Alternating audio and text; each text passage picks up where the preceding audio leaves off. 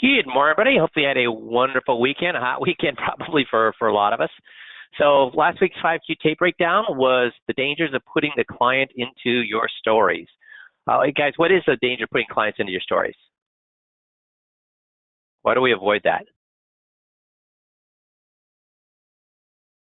You know, if you died, now we do that for beneficiaries. Beneficiaries is the only time we do that, but otherwise we don't do that.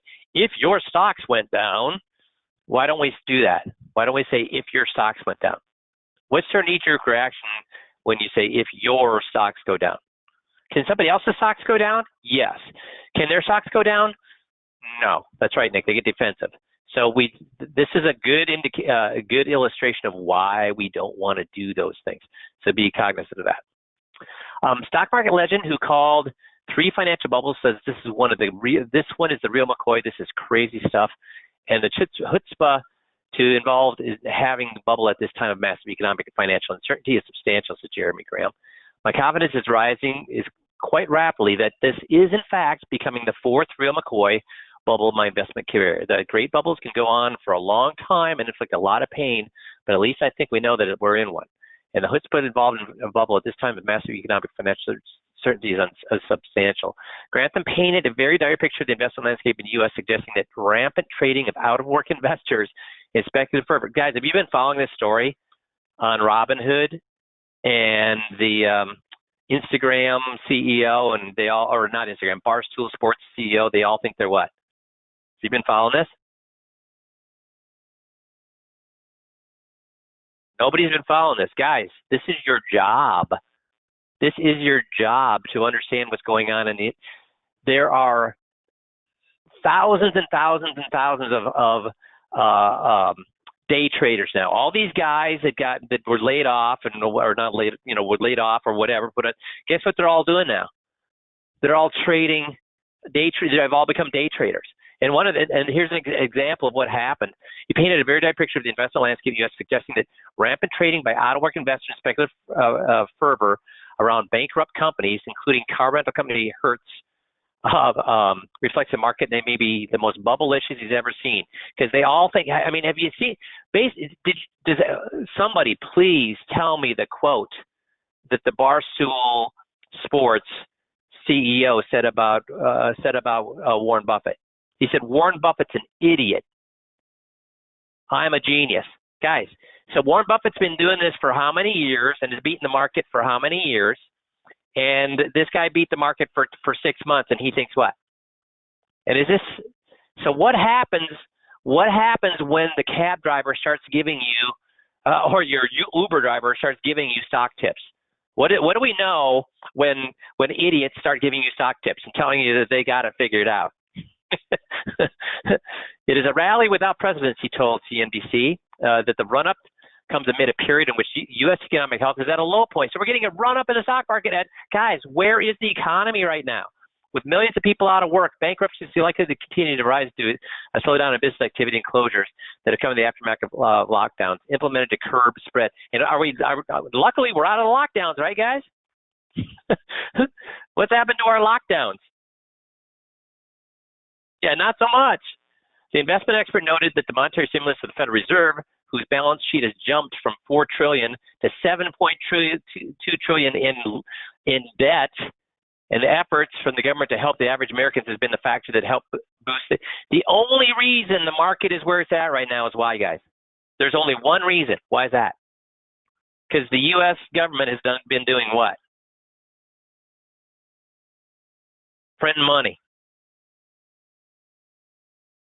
Printing money. Clearly, the Fed scattering money around has created a favorable environment. Is that good? Is it good for the stock market when the reason the market's going up is not based on profits of companies, but instead on the government flooding the economy with money? Is that a healthy market? Grantham is worth paying attention to due to his prescient calls over the years. He said stocks were overvalued in 2000, again in 2007, anticipating those market turndowns. Wall Street Journal reports. Grantham also signaled that elements of the financial market had become unmoored from reality during the 2008-2009 financial crisis. Asked what level of exposure investors should have in U.S. equities, Grantham offered an unflinching view that may have left some bulls gobsmacked. I think a good number is 0, and less than 0 might not be a bad idea if you can stand that, and otherwise shorting the marketplace. So guys, what we know is Grantham does not have a crystal ball, though he's got a track record of calling these things. What do we do when we don't have a crystal ball, guys? What do we do when we don't have a crystal ball? Yeah, you plan for both. That's right. You plan for both. You have some money in growth, so if we're wrong, and we have some money in the guaranteed if we're wrong. So do we want to go too far towards the, if we're going to go too far one direction when things are right now, do we want to go too far in safe or too far in growth right now? Yeah, you want to go too far in safe. Does that make sense? So guys, I'm not saying the market's going to go kaput. I believe it is. That's how I have my assets set up, believing the market's still going to have a big crash. But if I was managing clients' monies, I would say, here's my belief, but here's what we should do. We should hedge. We should plan for both. So what are you comfortable with? And let them decide. Does that make sense? So I don't want to keep, why do I keep telling you that we have to be careful?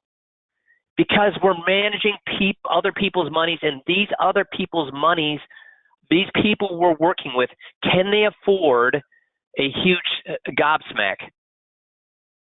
And if things go well, how much do they benefit from a great market? How much do retirees benefit from a great market? Do they change their lifestyles? Do they buy, do they sell their Ford F-150 and buy a whatever the heck, a Lamborghini SUV? No. So taking risks doesn't get them anything.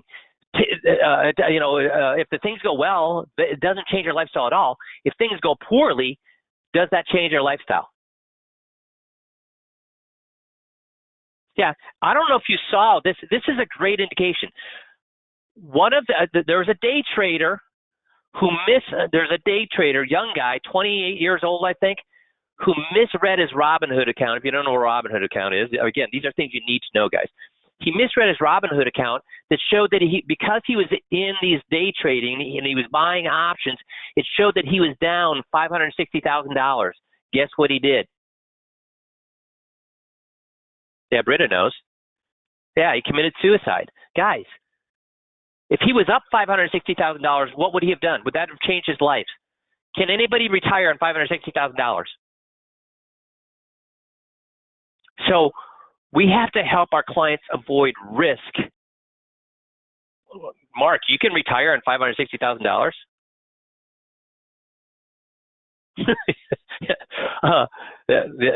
Not me, not anybody that I know, unless they're 95 years old. So our job is to keep people safe, not to try to make them tons of money. Does that make sense? Yeah, in the Dominican Republic, I agree, Sue. So Mark, Sue's coming to your rescue and saying, yeah, I could retire $560,000 if I went down to South America. So I would agree with that. So today's main topic is the science of presentations, how to give contagious talks, whether you're talking to a group or an individual. And the pointers have come from these 3 books: Advanced Presentations by Design, Persuasive Advertising, and Wharton Communications class. So they break it into big chunks. The first is preparing your talk, whether it's one-on-one or to a group. So structuring your talk. First, you have to have an agenda. You got to know what it is that, you got to have a beginning, a middle, and an end. You just don't start putting down facts and figures and throwing out charts and things like that. You got to know, what do I want to talk about it, and then summarize what you just talked about. Does that make sense? And you have to have a strong argument, statements that are backed up by reasons, facts, and examples related to the topic, not opinions, not personal opinions, not examples, not anecdotes. They should be facts. Now, do our presentations, whether it's a 21-point checklist or our FIA presentation or our seminars, are they based on personal opinions and anecdotes, or are they based on facts? Yeah, facts, reasons. Now we do use stories and metaphors, But the metaphors are do we use the metaphors before the facts or after the facts? We use metaphors before the facts. People understand metaphors. So once we get we talk about a third party or non-related financial, or non-related to financial metaphor. So it's a non-financial metaphor, and people agree, yeah, that's the way life works. Then once we get them to agree that that's the way life works, then we go with facts. For example, when we do the beneficiaries, we talk about, hey, if I have anything and I have to divide it by 3, how much will each person get? They'll get a third. If I have a pie and they have to divide it by 3, how much would each person get? A third. Then I go to their finances. See, and again, when I'm dividing by 3, is that a fact, guys?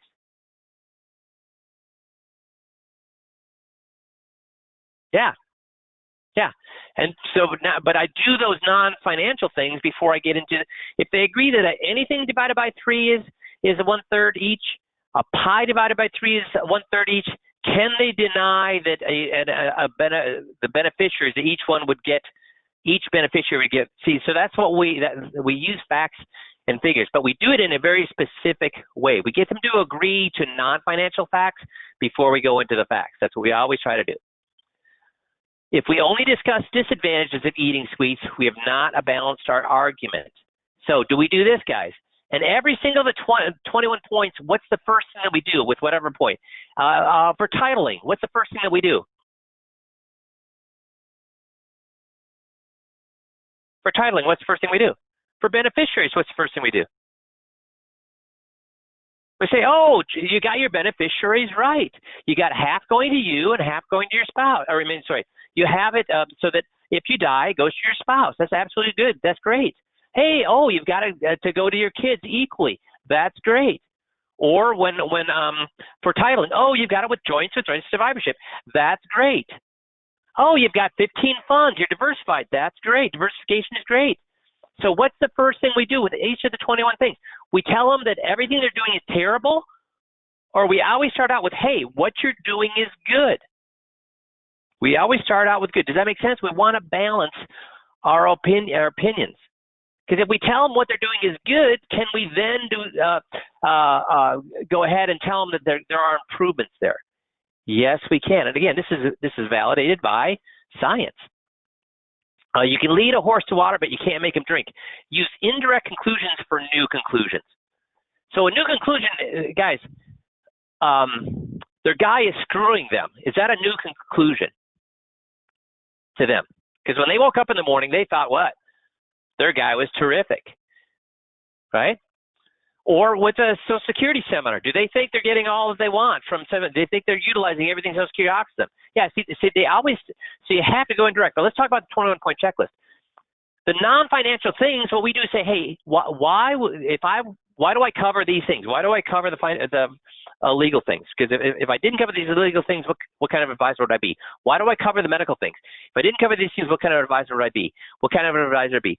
We don't mention their guy. What am I doing by saying, what kind of advisor would I be? See, we're letting them connect the dots where they say, you'd be a bad advisor. You'd be a bad advisor. You'd be a bad advisor. Wait a minute. You're not my advisor. Wait a minute. My advisor isn't doing these things. Wait a minute. My advisor's a bad advisor. They do that in their heads over the entire, if you do it 3 or 4 times for power of attorney, two or three times for the medical stuff, 2 or 3 times for the identity theft, 2 or 3 times for, see, they after 15 times of saying you'd be a bad advisor, they've connected the dots saying, wait a minute, you're not even my advisor. My advisor's not doing these things. He's the bad advisor. So by the time we get to the point where we're pointing the finger or letting them point the finger at their guy, they've already decided what? Now let's talk about once we even point the finger, when we do titling and we go through how probate works, do we say, so why would your company and your guy want to lock your funds in there during probate? Is that how we do it? Or do we say, so why would the fund or why would your fund or your manager be okay with you parking the money there? Which one is more direct? Parking the money, or why did they lock your money up? Which one is more direct? Why'd they lock your money up? And if you do that, what could they do with their knee? Gonna jerk it back. They could say, well, see, we don't do that. Instead, what we do is we we don't want to, even a horse that has been out, or a human that has been out in the desert for a week and has not taken a drink, if you try to shove their face into the water, what are they going to do? They're going to balk. So what you want to do is you want to lead them to water and then let them find the water themselves. So when I say, so why would the entity, why would the bank, why would your brokerage allow you to park the money there? I get a knee-jerk reaction, but what's your knee-jerk reaction? To defend their guy or their company, or to say, well, they're getting advantage of it. I mean, they're not allowing me to park there because they make money when I'm there. See, I got them within the area of the water, but I let them say what? He ain't doing me no favor. He's making money when I'm there. Do you get that? That's why we get them close, but we don't push their heads into, and again, it's science, especially with boomers. The more you try to push a boomer's head towards a fact, guess what they're going to do? Resist you. You got to get them in the area. You set the table, but let them find the table themselves. Make sense? Use a single theme to tie the talk together. What's the single theme we use with the 21-point checklist?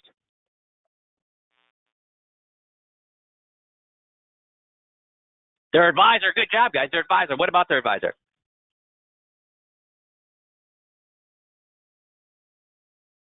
Yeah, motive.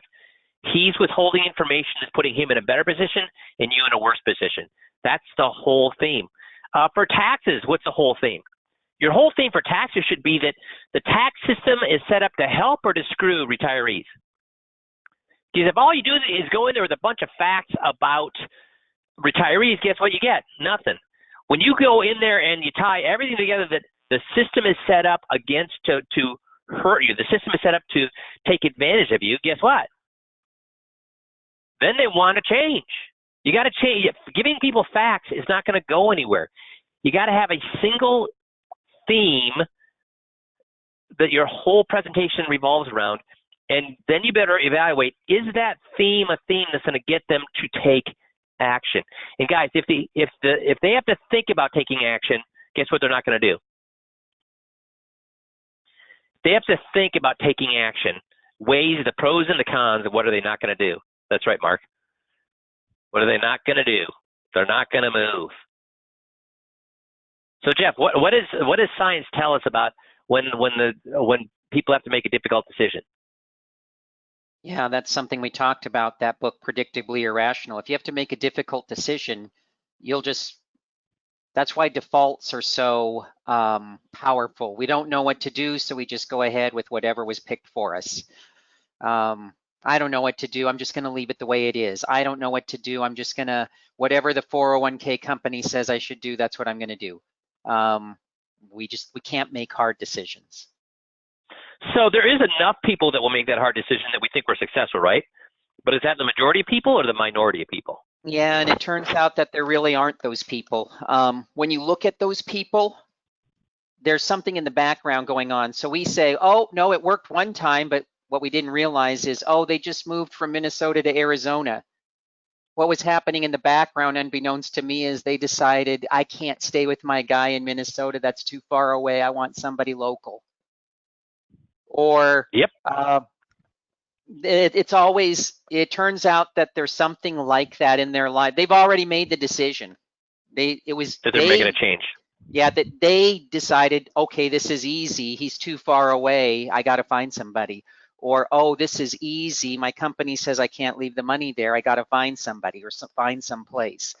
And then you come along and do a presentation and say, see, they just moved. That's very rare. More rare than you know. Yep. And guys, here's the thing. If you can save them taxes, they're going to say, wow, that's really cool. But how many of you showed somebody you can save a ton of taxes and they don't pull the trigger? In fact, they found out that everybody wants to save taxes, but people, unless they're super wealthy and have tax attorneys, how many of them want to pull the trigger on that? Nobody, because they don't want to take the risk of being audited. They think if I'm going to save all that money in taxes, that's going to be a red flag, and I don't want it that the IRS come after me. It's hard to get so it's hard to get people to make change for tax savings, for a higher rate of return, for anything else. But you know what makes the decision really easy?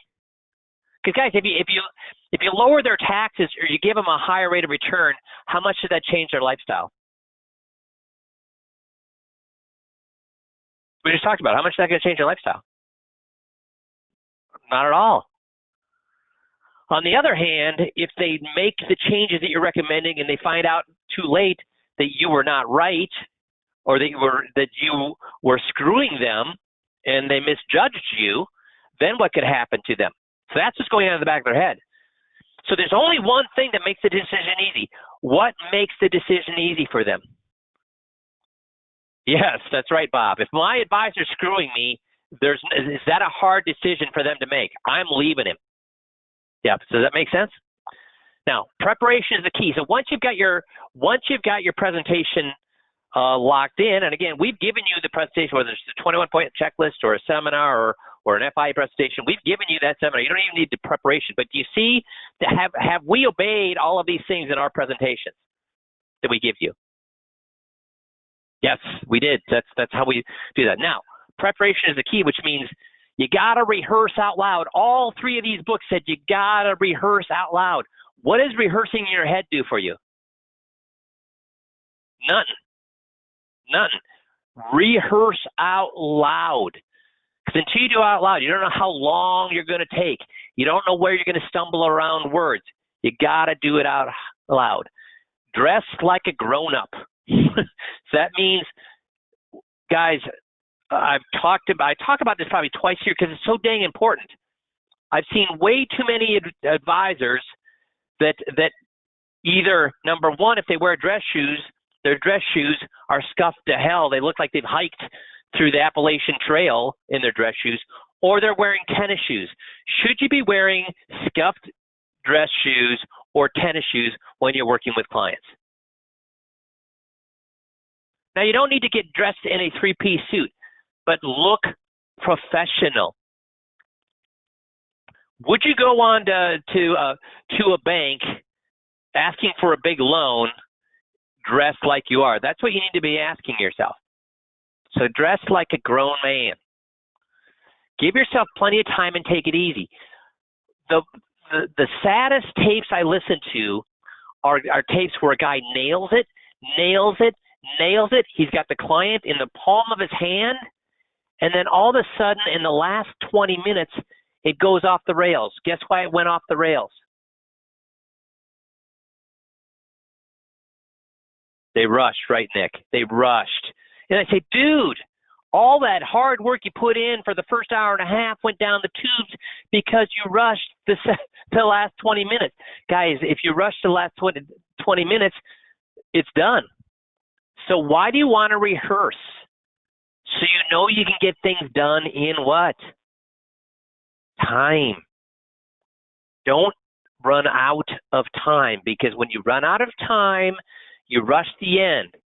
And if you see a movie, have you ever seen a movie where it was really awesome and all of a sudden it just looks like they ran out of time or a budget or whatever, and they wrap it up in like 5 minutes, and you're like, what the hell just happened?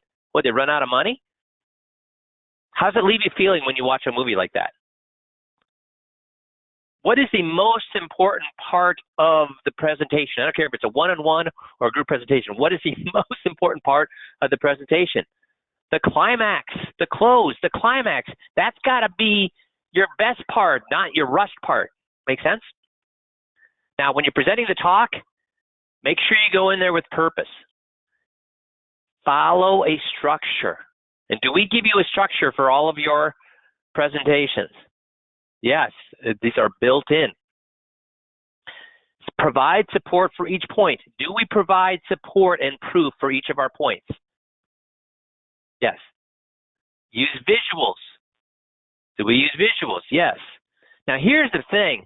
PowerPoint gets slammed so many times. If you're doing a PowerPoint, you're a crappy speaker. If you're doing a PowerPoint, you're weak. If you're doing a PowerPoint, you're boring the hell out of people. Guys, guess what all three of these books said? Talk off the cuff?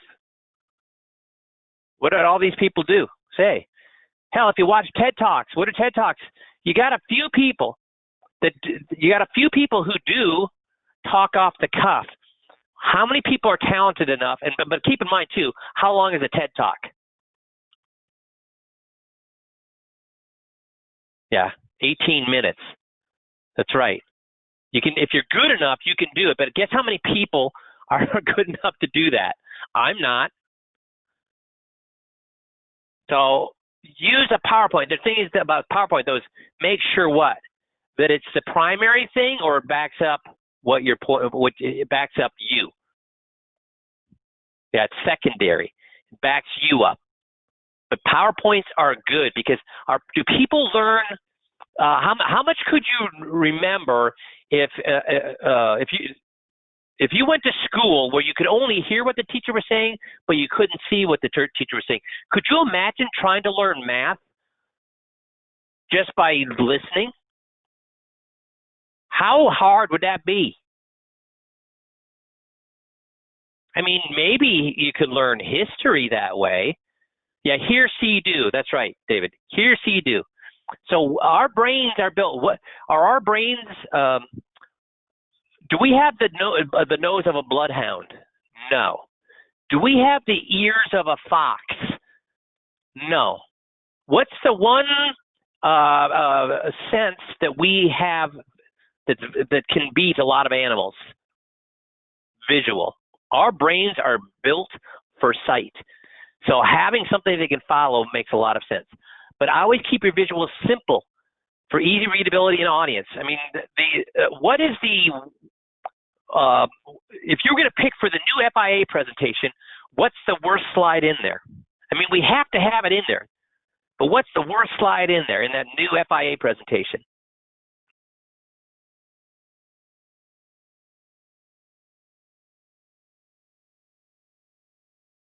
What's the worst slide in there? Yeah, Mark's got it. The run out of money, or it's that table, right? The red, yellow, green table. Because how much information is packed onto that slide? It's a tough slide. So you have to work on that slide to make it easier to digest for them. So how much work should you put into that slide? A lot, because now it's necessary.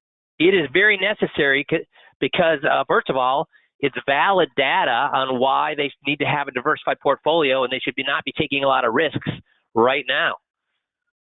It's proof. But you got to make sure you're taking something that's complicated and making it simple. But other than that, what are most of the slides? Complicated? Other than that slide, how many of the slides are complicated other than that slide? Or do we keep the rest of them very simple? And guys, when I've looked at some presentations, and guess what every slide is? Packed full of what? Data. How long before you lose people when every slide is packed full of data? Could you imagine every slide looking like that slide we just talked about? The red, green, yellow slide? What if every slide looked like that? How long before they would check out?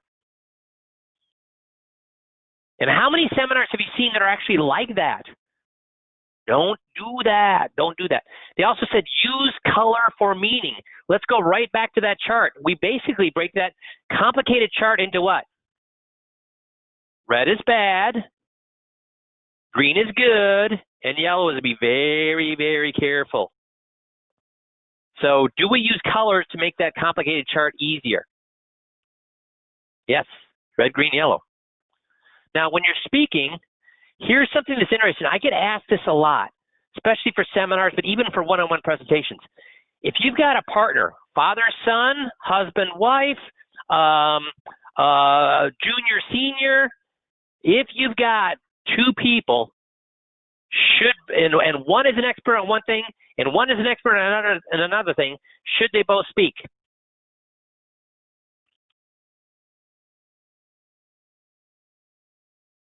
No.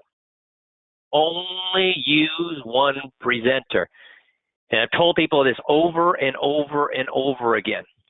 Because when you use more than one presenter, first of all, how smooth is that transition generally? Not very. Also, do both presenters have the exact same pacing, the exact same emphasis, the exact same personality?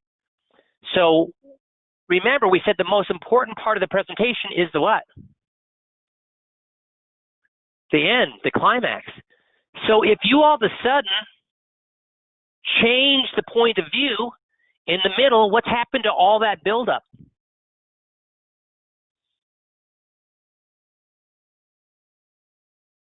It's a shift of focus. It blows up. It's lost. You lose all the momentum. You lose all the momentum. Only one presenter. Okay? Set a moderate pace, not too fast and not too slow. If you go too fast, guess what? You're a fast talking salesman. If you go too slow, bores the heck out of them. So what you want to do is pace a little bit faster if you can than what they pace. So if you're talking to somebody slow, you're going to have to go slower than you would talk to somebody who's fast. But if you talk to somebody who's slow and you went too fast, you're going to lose them. And if you talk to somebody who normally talks fast like me, geez, guys, if you talk slow to me, how long before you lose me? Immediately. I'd be like, my God, put a bullet in my head. Let's pick up the pace. But if I talk to somebody who talks slower, how long before I lose them? They're going to be the same thing, saying, oh, this guy's not even worth listening to. He's a fast guy. So you got to have a moderate pace. And that moderate pace is designed on what? Does she have the best moderate pace, or she has the best moderate pace, or does he have the best moderate pace? No, the person you're presenting to has the moderate pace, and you're going to match them. Exactly right, Tom. Keep your tone cool, calm, and stay confident. What do I tell you that when you start to lose control of a meeting, what do you need to do?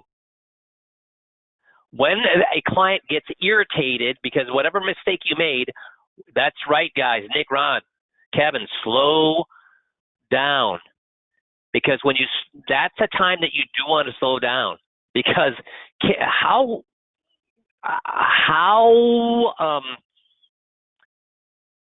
much does somebody want to yell at somebody who's talking slow? They don't want to, because then it just looks like bullying. So you slow it down, you lower your voice, you make sure you're listening to them, and you're not in a hurry. And by slowing it down, guess what also happens? It gives you time to, because if both of you, because normally in an argument, how fast are people talking in an argument, and how loud are people talking in an argument? Fast and loud. How much thinking is going on either party when they're both yelling and screaming at each other? None. See, slowing it down allows you to what? Take a breath, lower your pulse rate, and allows you to think more clearly. So stay cool, calm, and collected. That does not mean, though, when you're generally presenting, that you don't do it with energy, with interest, and forceful language. So you want to be calm and collect, not hyper, but you got to also make it. Guys, we present an hour and a half, 2 hours for a 21-point checklist. If you're monotone, guess what? They're going to check out too. So you got to change the pacing up. Part of being cool, calm, and confident means that what? You're in control of the conversation. You're in control of the tone. So when you want to make an emphasis, you can talk faster and talk louder. When you want somebody to think about things, you can put in a pause. You're in control. When you keep your tone cool, calm, and confident, you're in control of what's happening there. So it doesn't mean you're talking in monotone. It means that you're in control of what you're trying to communicate. Pause just before and after, and I always tell people it's almost like having a verbal bullet. So if there's 3 points you want to make, you gotta pause after each point.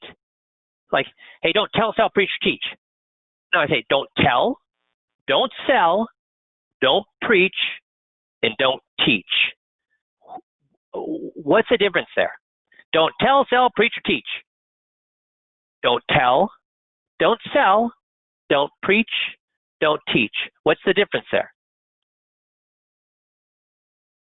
You're emphasizing. No, Kevin, I'm not asking. I'm talking about presenting there, Kevin. What's the difference between saying don't tell, sell, preach, or teach, and don't tell, don't sell, don't preach, don't teach. You're right, Dale. By pausing there, I'm having you consider each one of those things. So buy low, sell high. No, buy low and sell high. Never take a loss. Buy low, sell high, never take a loss. No, buy low, sell high, and never take a loss. So do you see how I'm putting verbal bullet points there? Pause before and after each important thing. And now, Kevin, this does apply to what you're saying there. Ask open-ended questions. How do we read people's minds? We can all read people's minds. How can we read people's minds? Ask open-ended questions, and they'll tell you what's on their mind. Who, what, where, why, when, how. Have you all been using that drill I gave you, using the dictionary or news reports at least once a week to learn to ask more of those open-ended questions? Good. Yeah, I've got a lot of people saying yes. Good. Awesome. See how much easier is it? Really is hard to ask open-ended questions, but after doing that drill, do you find it's really as hard as you thought it was going to be to ask open-ended questions? No, it's pretty darn easy. Yeah. Hey, Jeff, do you remember when we had that advanced sales training? We had the guys. We videoed everybody that came, and we timed how much time they had eye-to-eye contact. Mm-hmm. Was that a high amount or a low amount? Low. And when we asked the guys, what they think? They thought it was high. They thought they looked people in the eye all the time. Guys, and I had one guy, remember, out in San Francisco. He said, Mike, when I for a whole week concentrated on eye contact, it was the most insightful week I'd ever had. When I went to the dry cleaner, I was talking to him and had eye-to-eye contact. He says, my whole world changed by making sure I had eye-to-eye contact with everybody I talked to. They've even seen this. Have you seen the tests where they have, or not tests, but the experiments where they've had couples look each other in the eye for a full 10 minutes? What happens to those couples? Good things or bad things? Yeah, unbelievably good things. And is this some new age stuff, or was this done at universities with good research and data? No, it's true research. Something happens when humans look each other in the eye. It tells people that you're honest, that you're friendly, that you're capable. So make sure you are cognizant of how much you're looking in the eye. Now, do you stare at them, or do you look them in the eye for the majority of the time? And there's lots of information about how to look people in the eye without freaking them out. But if you're gonna default to one or the other, would you rather be looking in the eye too much or looking in the eye too little? You should look at them at the eye too much because, like we said, most guys think they're looking people in the eye a lot more than they actually are. That's right, Michael. That's exactly right. So repeat key points. All three books said repeat key points. Why? Why do I make people say things 5 times? I ask the same thing over and over and over 5 different ways. Why? Over and over and over I do this. Why? When you go to church, why do they have you say the same things over and over and over? Why do they have kids say the Pledge of Allegiance over and over and over? Why, when I was in the military, they had me do things over and over and over? Repeating things makes them true. And I always get people to take the next steps. You ask them who, what, where, when, and why, how. Why should we move forward from here? How would you recommend we move forward? Where should we go now? When should we do this? Who would be affected if we didn't do this? You get people to make next steps by what? Telling them what they should do, or asking them open-ended questions and have them tell you what they should do? Yeah, I'm a lousy closer. I can't tell people what to do. So that's why I use this, so they tell themselves. People will talk. Let them talk. And don't solve problems during a session. Jeff, what happens when somebody kills or does a perfect 21-point checklist, and then the client says, well, what do you recommend? and the guy goes into the sales mode and starts telling them.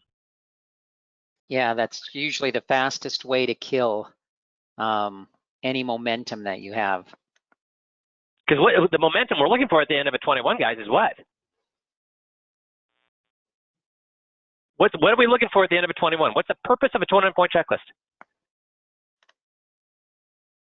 They fire their advisor. That's right, Ron. They fire their advisor. If you then go into a sales presentation, what do they think this whole meeting was about?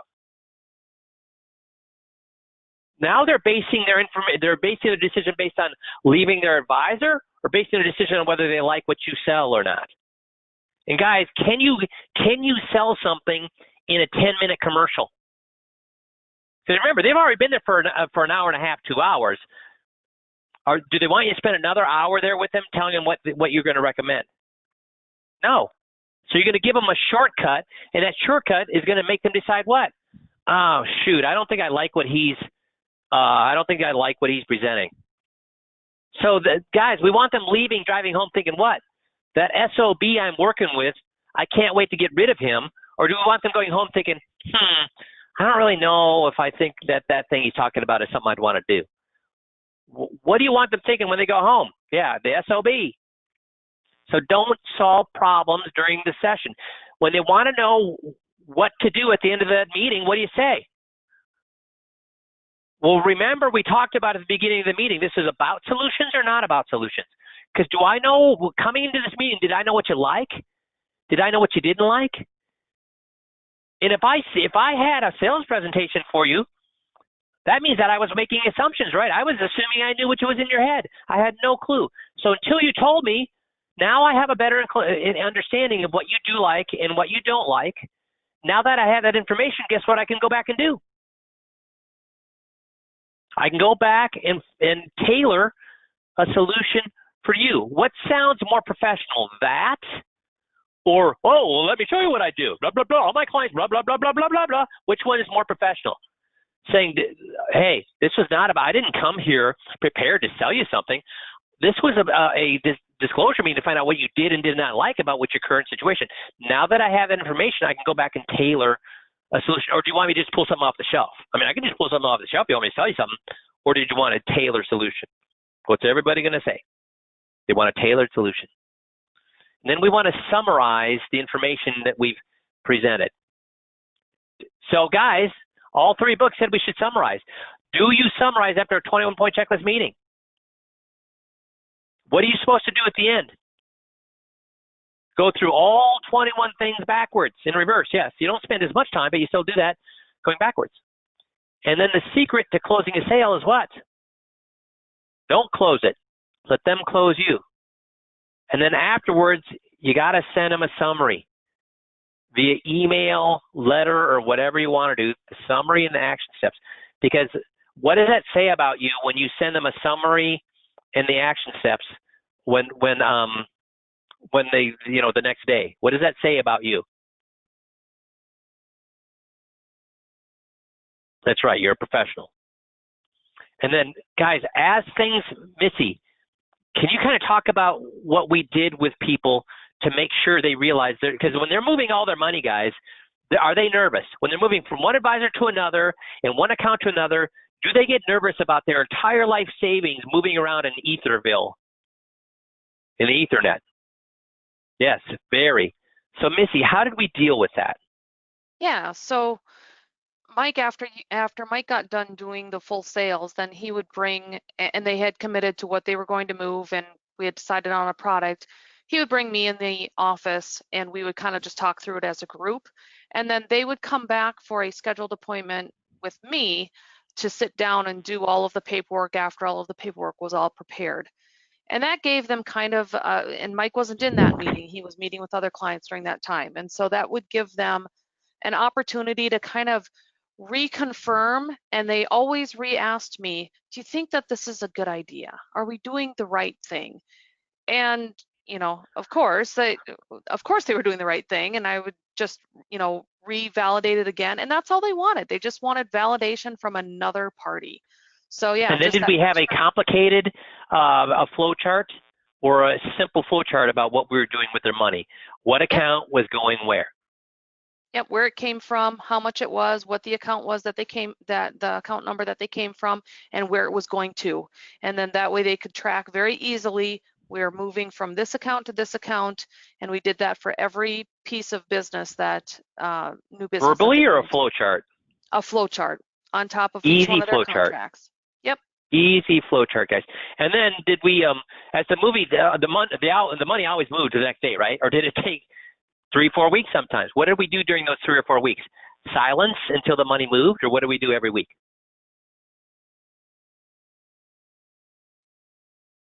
Yeah, you call an update.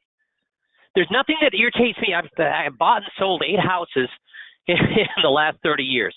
And there's nothing that irritates me more than a realtor that doesn't communicate with me regularly. Because what do I assume? If they are not communicating with me, guess what I'm assuming? They don't care, and what's going on? Nothing. So even if not, but probably even more importantly, when nothing is going on, is it more or less important to communicate? So 2 weeks and that money hasn't moved, is that more or less important to communicate, guys? More. But you know what most advisors I talk to think? Well, why call them? The money's not moved. I told them I'd call them when it moves. Guys, what kind of an attitude is that? When are the clients the most nervous? When it's in their old account, when it's in their new account, or when in the transition period? So when do I want them to be the least nervous? During the transition period. So I'm going to communicate more or less during the movement of the money. More, even if it's to tell them what? It's still in process. Here's where we're at. This company's talking to this company. Guys, even when you buy an Amazon trinket for $15, can you track where that $15 trinket is? Why do they do that? Because allowing you to track it closes more deals and makes sure those deals what? Stick. And does what to the buying process? Raises the tension or lowers the tension by letting people track the whole thing. So the more you can do to let them know where they are in the process, the better. Make sense? And it reduces the call to them calling you and saying, where is this stuff? Exactly right. Super. So thank you for being on the call today. Obviously, I won't be talking to you before the 4th of July holiday. So have fun, stay safe. Come back on Monday with all your fingers. So be careful with those fireworks. And you guys have a great week. We'll talk to y'all next Monday. Thanks, everybody.